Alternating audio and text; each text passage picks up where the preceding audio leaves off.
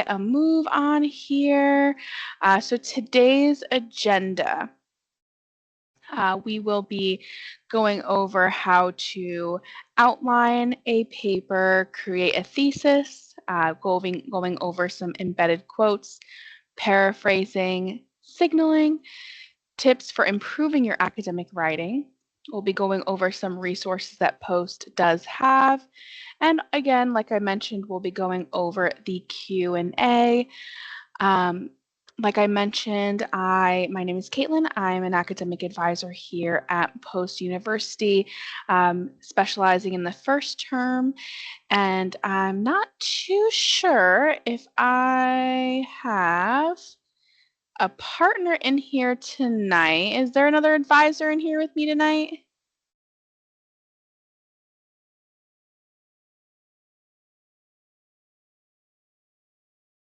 All right, so it looks like it is just me tonight, which is fantastic. So you just have me today. Like I said, we'll be going over that agenda that you see on your screen. So let's get a start here. So first, outlining a paper, right? So the first thing that you're going to want to do whenever you have a paper assignment, you are going to want to almost, make a list, make an outline of what you want to talk about, talking points that you have, within your separate paragraphs of your paper that, of course, relate to your instructor's question that is, being answered or they want to be answered. So again, let's say we have been tasked to write a paper about how doing acts of kindness impact people, right? So we'll need to make the argument that doing acts of kindness increase feelings of happiness, right? So again, how do you write an outline? So first things first is identifying your topic or thesis statement. So topic, again, relating back to the topic of this paper that was discussed, the topic would be how doing acts of kindness impact people, right? So that would be what the main big overarching question would be, right? And then that second part, or the thesis statement, this would be the thesis statement, right? Is we will be taking the argument that doing acts of kindness increase feelings of happiness, right? So then your whole paper, that is what your paper will prove, right? So you will, throughout your paper, try to prove that doing acts of kindness increase feelings of happiness. And that exactly, you would take that and then you would decide what points you would like to discuss during your paper, right? So normally, I would say, an average paper has your introduction, 3 body paragraphs, and then a conclusion, right? So within those 3 body paragraphs, you would want to make sure to have 3 different topics. So again, we would go back to doing acts of kindness increase feelings of happiness. So what kinds of examples are acts of kindness that could increase feelings of happiness? Right? So there could be giving someone a ride when they don't have a car, right? There could be helping someone out with their groceries.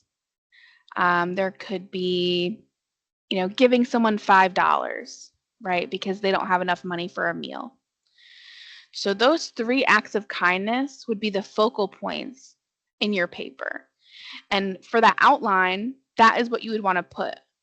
You would put your points in logical numerical order so that each point connects back to your main point, right? So you would take those 3 examples, and that would mean that they would relate to each act of kindness. And then, of course, in those paragraphs would be how you would be describing those acts of kindness can relate back to happiness. And then the last part, what you would want to do to make it easier on yourself, right? Make it easier on yourself would be to write possible transitions between paragraphs. So things like, a simple act of kindness can create happiness in many ways, right? So that'd be, first sentence there, right? Perfect transition. Things like that. Starts and ends of your paragraph is where you would want to outline to make it a little bit easier on yourself as you're writing your bodies of your paragraph. So like we mentioned, you would have an intro paragraph, which would be that hook sentence at the front, and then that thesis sentence at the bottom, or thesis statement at the bottom, which would be, again, how many acts of kindness can increase happiness, right? Then you have your body paragraphs, and in some papers, they include counter argument paragraphs where you would debate the fact, right? So when you're debating, those would be those counter argument paragraphs. So that counter argument would be something like acts of kindness don't increase happiness and why that would be, right? And then your conclusion.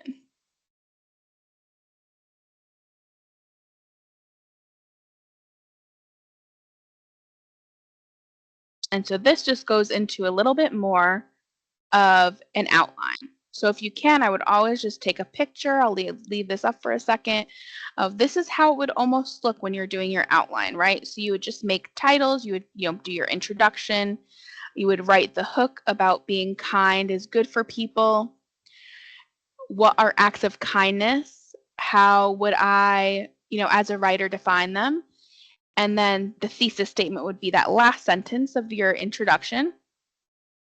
And then your body would be, including I would say, let's say guts of the paper, right?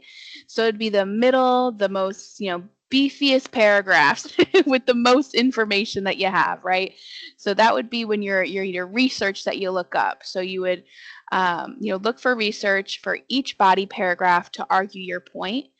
And the same could be said for that counter example, right? So if there is someone, somehow someone could argue that selfish acts could be enjoyable, which, hey, sometimes, you never know.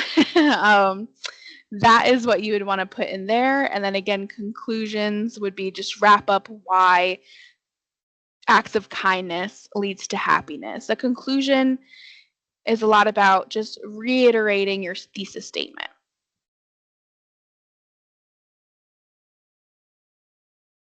Now, thesis statement, creating that thesis statement. What does that mean? What is a thesis, right? So a thesis is a sentence that clearly states the main argument or point of the essay.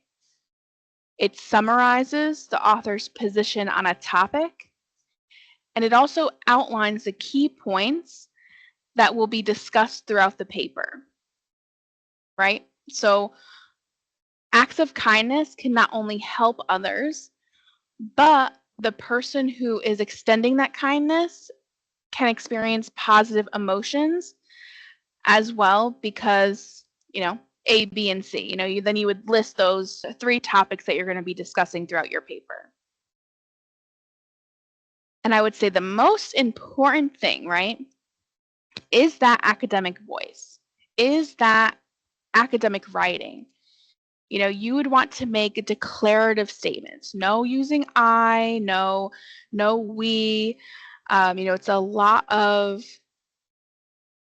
always referring back to the research, right? Research on the topic. You'd want to avoid casual language in academic writing. So, even give an example for tonight. So even in discussion boards, you're not going to want to start a discussion board with hey or hi class. You're going to want to start it with, a full complete sentence of you're going to want to make sure everything is concise and precise, always referring back to the question that's being answered.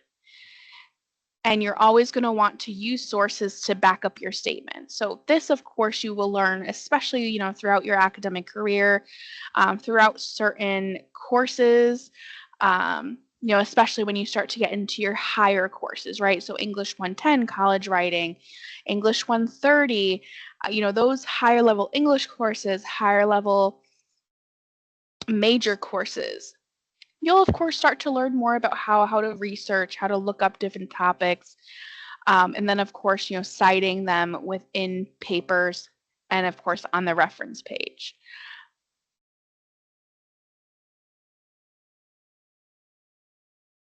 And that academic voice, so this is just an example again. So that I statement, I think that school uniforms benefit students by eliminating competition based on designer labels. Right? So a more declarative statement, a better, I would say, academic writing response, right, would be school uniforms benefit students by eliminating competition based on designer labels. So both relatively mean the same, right? But it's just worded in a way that's a little bit more precise, a little bit more declarative, and it doesn't use that I think, right? You don't want to think, right? You're an academic professional. You are you are, let's say, you know so much about this topic, right? So there's no I think, you know school uniforms benefit students by eliminating competition based on designer labels. And then for a further example, right? Casual language. Hey, let me get your opinion on this. When people tell a story, which do you prefer? A person who repeats themselves, even if their point is already addressed, or someone who keeps it simple and gets to the point? Now, twist that around, right? And now, formal academic language is people tend to enjoy speakers who do not repeat themselves, but who keep their message quick and to the point. In a fast-paced world, people prefer someone who can keep a story short and simple. Right? So instead of those questions, it sounds a lot better, right? There's no, hey, let me get your opinion on this. No, you know for a fact, right, that people tend to enjoy speakers who do not repeat themselves. And that's the most important thing about academic writing is when you are writing, you know what it is, right? You are an expert on the topic. And let me tell you, I'm not an expert on a lot of topics. But when you're writing and an academic paper, a research paper, you have to write for your audience. And that means you are an expert on that topic. All the research that you compile, all of that hard work that you put in, you know exactly what you're talking about. So there can't be no questions. There's no hey, there's no I, right? You're going to make this as precise and clean as you can. And then overly complex, right? Really just goes and refers to also, run-on sentence, right? Grammar, things like that, right? So now an overly complex statement is at the present time, a total of 4 researchers summarize briefly the results of the 2 different varying group tests, right? Concise is 4 researchers summarize the result of the 2 group tests. So you see the overly complex statement has a lot of fluff. And a lot of the times when you write academically, you're not going to want that fluff. You're not going to want extra words. You're going to want to write exactly what you mean and mean exactly what you say.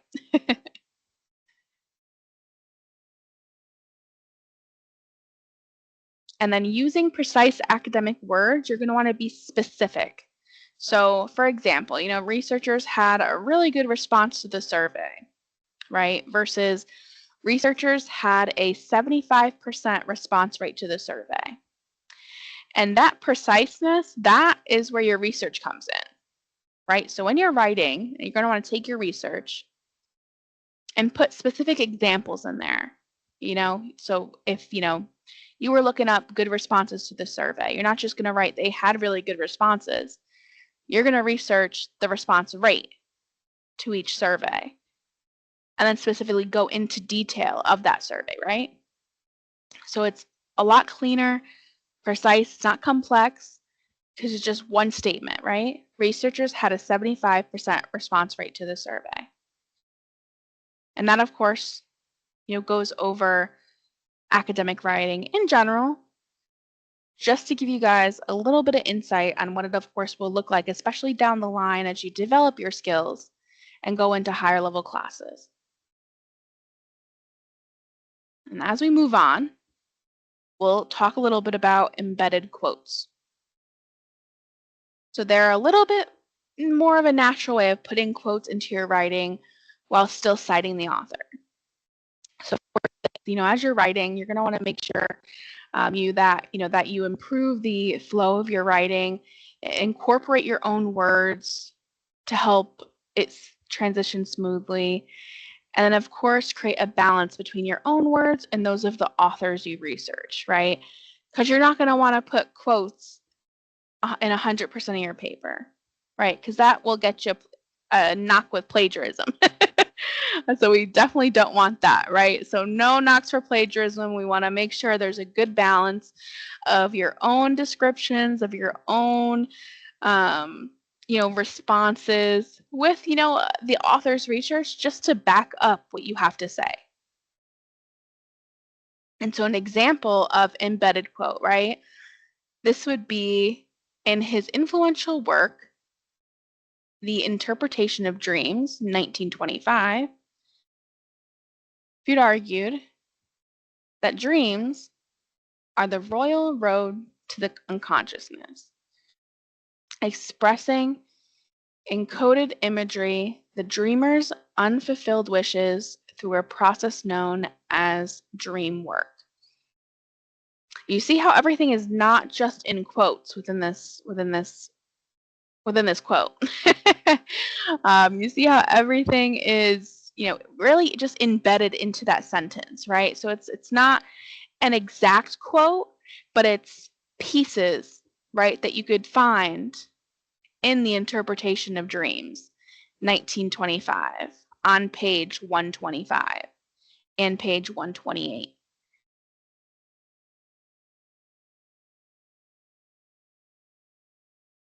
Now, I don't know if this video will work, but let's just give it a shot. So this is just going over 5 easy steps to paraphrasing. And of course, using those quotes and paraphrasing and research that we mentioned.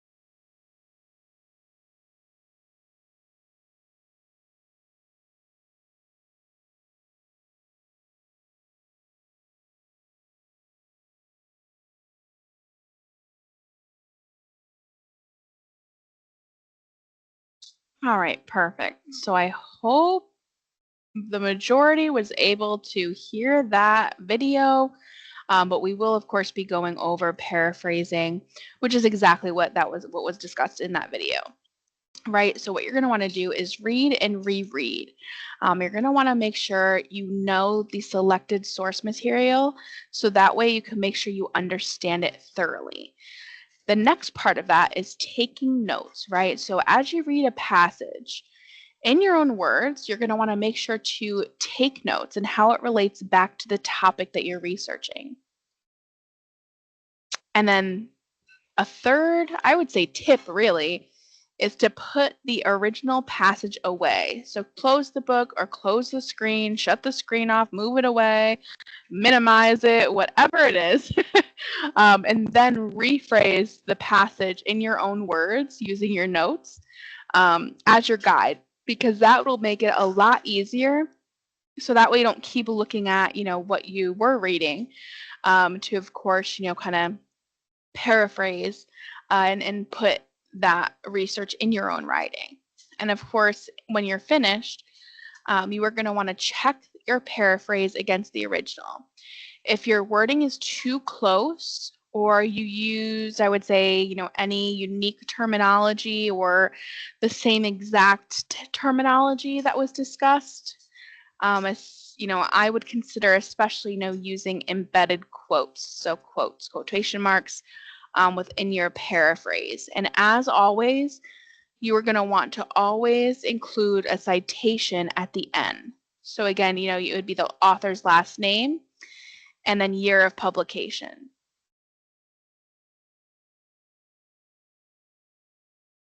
Now, I know for myself, even, with my own academic journey, right? Paraphrasing takes a lot of practice, right? You're never going to be perfect on anything that you do the first time you do it, most of the time.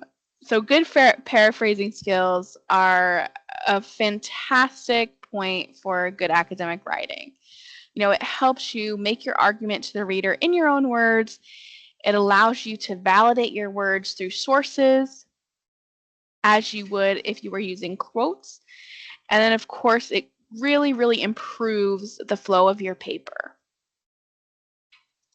And so as an example, right? So according to Jones 2014, childhood obesity should be treated like any other chronic disease, including through the use of medication.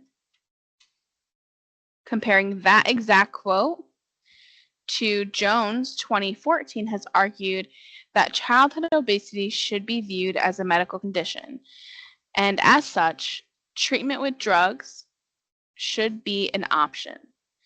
Right, so they're both speaking to that childhood obesity as a medical condition, but the paraphrased passage demonstrates just a little bit of knowledge that, they have done their own research on the topic, and it's not a direct quote, but it is very similar, right?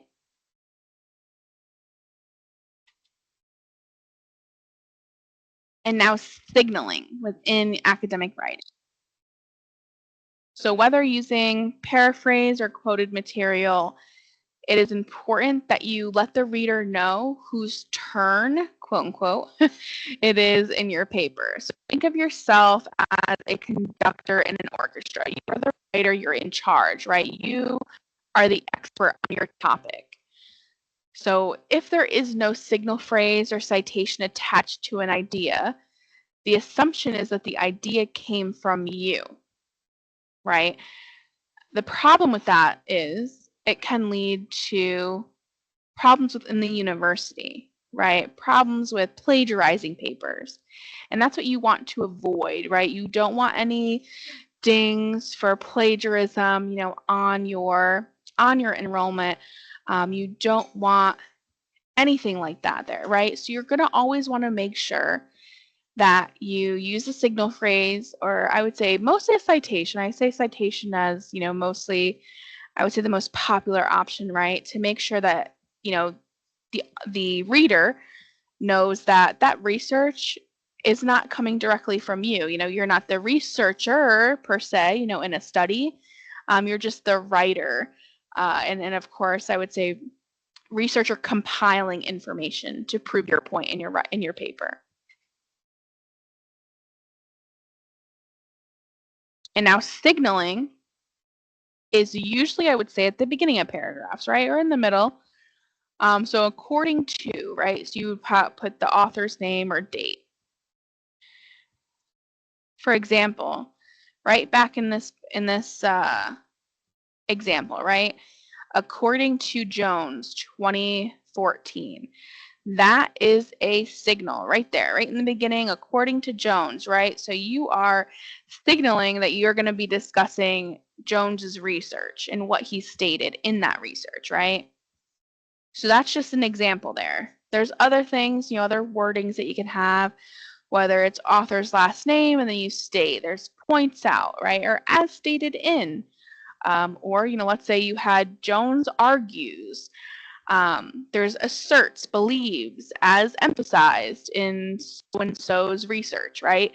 So there's definitely different ways to reword and state things within your paper so you're not saying the same thing every single time, but just so that it gives you enough to continue on and have a good transition and flow within your papers. And also point out that while you are researching your own thesis topic, this research that you are using to, say, defend your argument, right?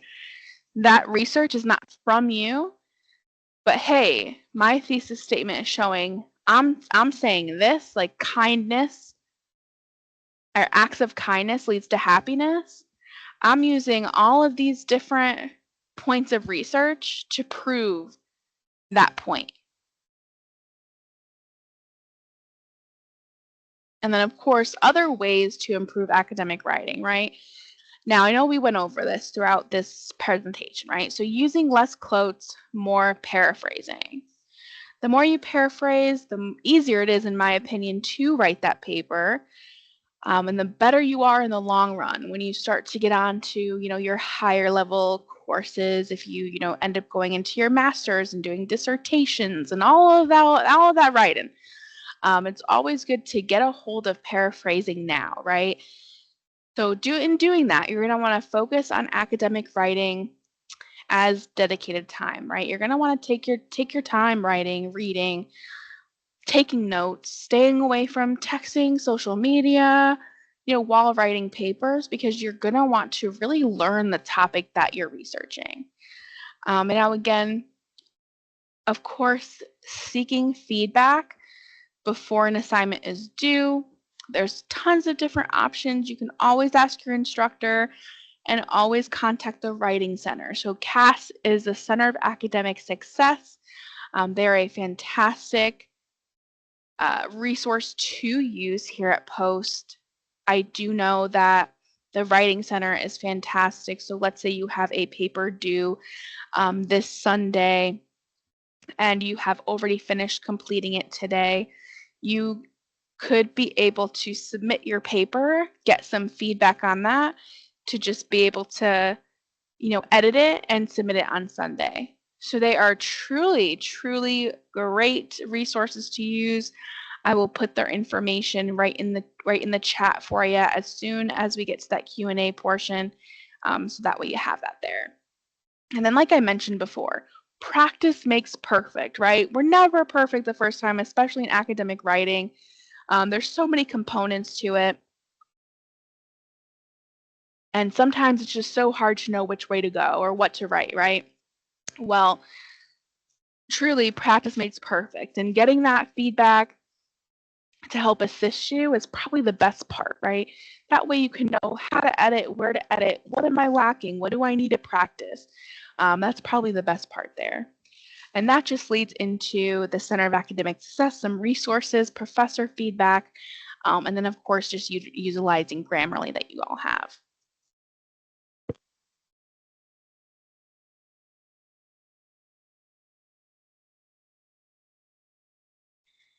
And now, that, of course, will lead to our Q&A session tonight. So before I start taking questions, let me get the Center of Academic Success information for you guys. That way we have that here. Ready?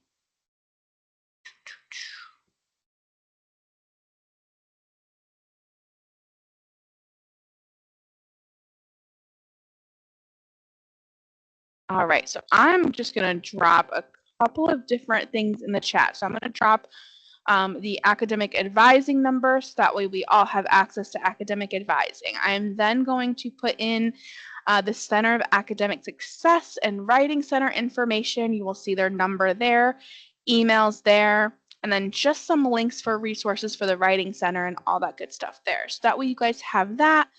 Especially if you need anything. And then I will be putting the library's resources as well. So that way we can make sure you all have access to that, especially to have in your back pocket while you're, of course, kind of going through the motions there with your first academic papers probably coming up soon. So let's see, let's go to our first question. Shantae here. I'm going to allow Mike. All right, your mic is allowed. You should be able to come off mute to ask your question.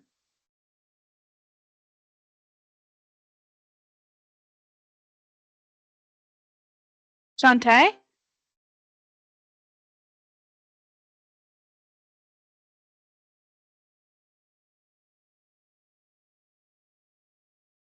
You're still muted. You would just have to press the microphone on your computer or phone to unmute yourself.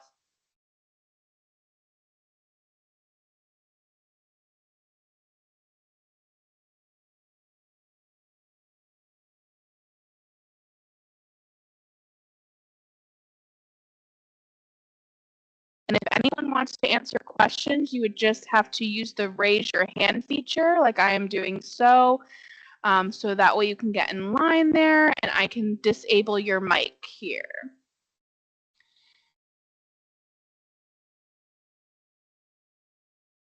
All right, Shantae. I'm going to disable your mic so we can get to other questions there. But of course, if you want, you can always put a question in the chat. So I'm going to go to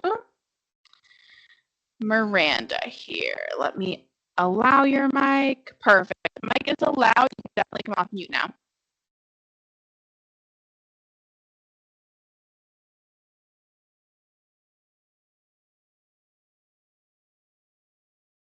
Can you hear me now? Yes, I can hear you. Question: What if somebody was trying to copy off of you? Like, What was that one more time? what happened if somebody copied your reading homework and you don't know what to do?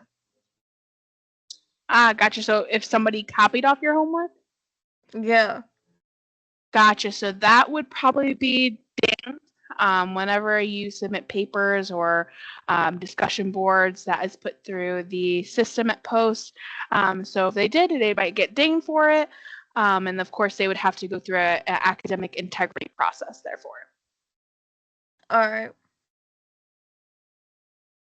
So definitely, I would just make sure if that ever happens, just make sure I would try not to let it happen because I would hate for anybody here to get dinged for academic integrity and have to go through that process or get a 0 or on their assignment and not be able to make it up.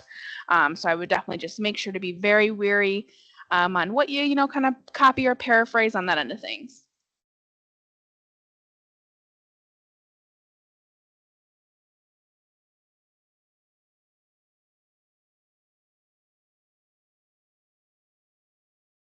I do not like English. I know it can definitely be very, very hard. Of course, but hey, the more you do it, the easier it definitely will be. And then, just of course, use the resources that you have open to you. So if anything, always reach out to, advisors or, of course, what we got there, the Writing Center. That way it'll make it a little bit easier for you.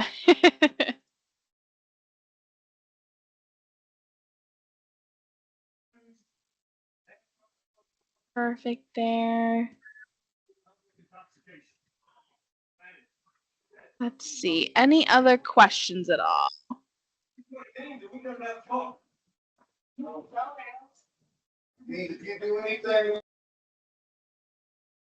I see. There is somebody. There we go. I had to get over to you. Let me allow Mike. All right, Miss Wood, you can come off mute.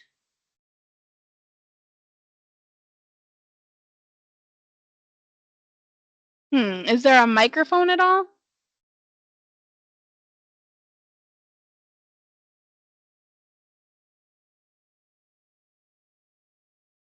Are you able to press it, or it still doesn't let you after that?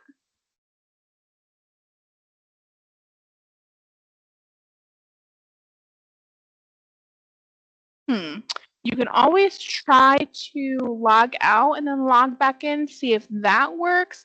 But you can always put the question in the chat as well.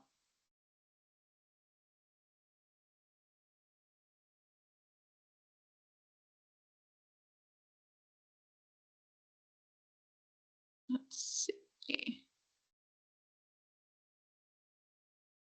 Oh, unfortunately, I can't unmute you myself, so you definitely would have to do it on your end. Yes, there is a way. I believe Nicole just posted it a little bit above in the chat. You should see it should say the post virtual campus. There should be a link there that'll have the past workshops there for you under student support.